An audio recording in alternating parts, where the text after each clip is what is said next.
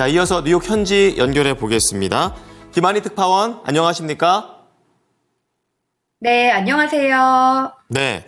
어제 시장은 방향성이 부재했었더라면 또 간밤에는 강하게 상승 마감을 하는 모습이었습니다. 장 분위기는 어땠고 종목별 흐름은 어땠습니까? 네, 뉴욕 주식시장 3대 지수가 일제히 큰 폭으로 올랐습니다.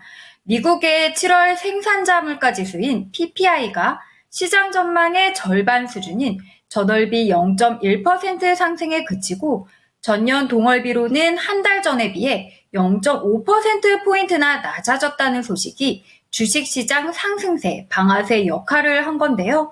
다우존스 30산업평균지수는 전거래일 대비 1.04% 오른 39,765.64의 거래를 마쳤습니다. S&P 500 지수도 1.68% 오른 5,434.43을, 나스닥 지수는 2.43% 오른 17,187.61의 거래를 마쳤습니다. 반도체 종목들은 엔비디아를 중심으로 큰 폭 뛰었는데요. 엔비디아는 어제 4.1% 급등세에 이어 오늘은 6.5%나 뛰었습니다.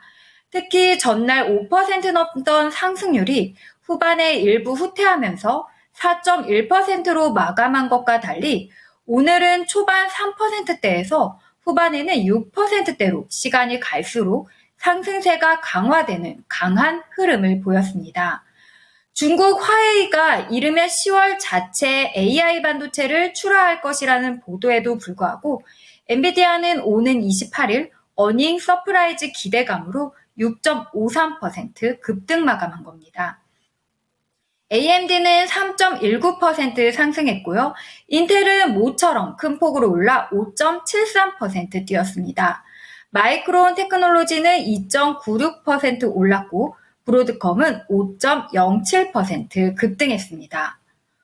오늘은 특히 몸값이 180억 달러라는 평가를 받는 멕시코 음식 체인 치폴레 멕시칸 그릴 CEO인 브라이언 니콜이 크게 주목을 받았는데요. 니콜이 치폴레를 이달 말 퇴사해 다음 달 세계 최대 커피 체인인 스타벅스 CEO로 자리를 옮긴다는 소식에 두 회사 주가는 희비가 엇갈렸습니다. 스타벅스는 24.5% 폭등한 반면 치폴레는 7.5% 폭락 마감했습니다. 홈디포는 호실적을 발표하며 1.23% 상승했습니다. 홈디포의 2분기 매출은 1년 전보다 0.6% 상승하며 시장 예상치를 상회했는데요. 주당 순이익 역시 시장 예상치를 웃돌았지만 홈디포는 연간 실적 가이던스를 낮춰 잡으면서 상승폭을 제한시켰습니다. 디지털 미디어 회사 버즈피드는 순손실을 1분기 2,250만 달러에서 2분기 660만 달러로 줄인 후 25.9%나 폭등했습니다. 네, 자, 엔비디아가 올랐다는 것은 오늘 국내 시장도 좀 기대해 볼 만하다라는 그런 생각이 듭니다.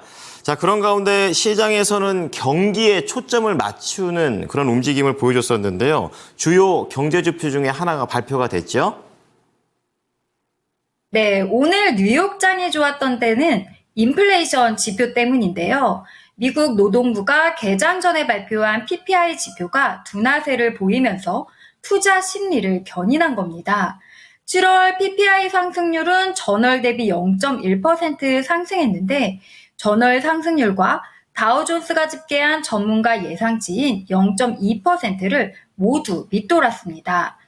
전년 동기 대비로는 2.2% 상승해 6월 2.7% 상승보다 크게 둔화했습니다.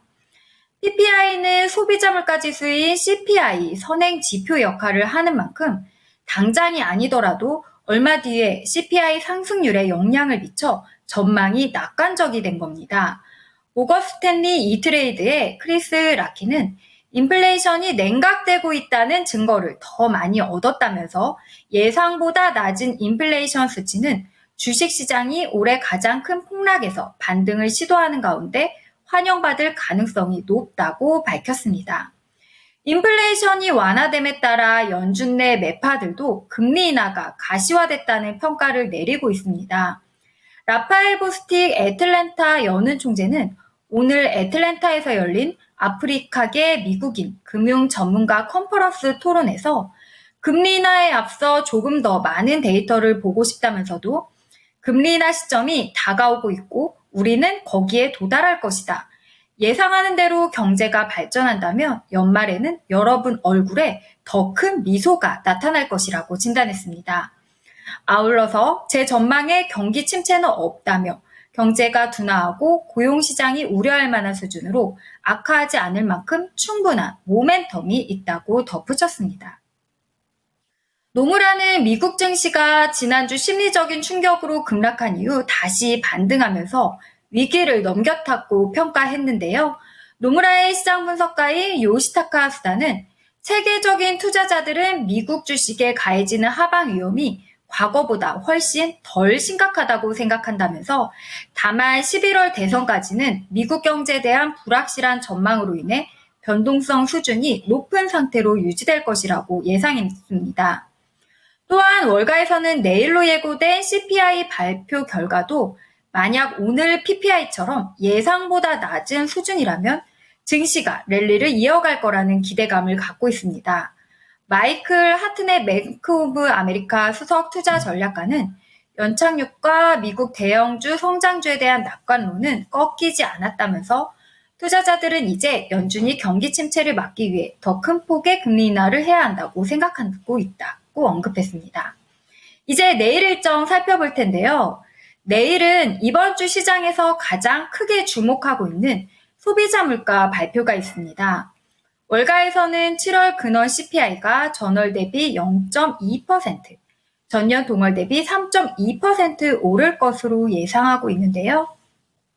인디펜던트 어드바이저인 얼라이언스의 크리스 자카렐리는 내일 CPI 보고서가 예상보다 낮게 나온다면 연준은 경기 둔화가 임박한 상황에서 금리를 0.5%포인트 인하할 수 있는 청신호가 켜질 수 있다고 내다봤는데요.